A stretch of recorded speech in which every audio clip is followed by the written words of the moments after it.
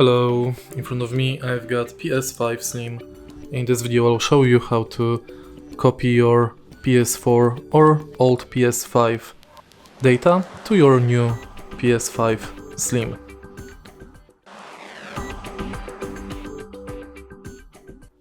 In the beginning, let's go to settings.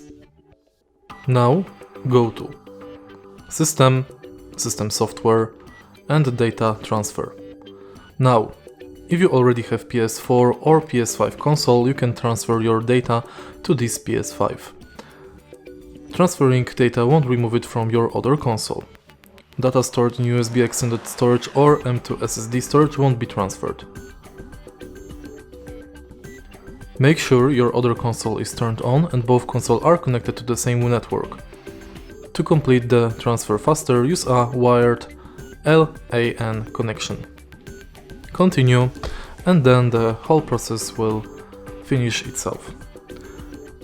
If you find this video helpful, please leave like, comment and subscribe.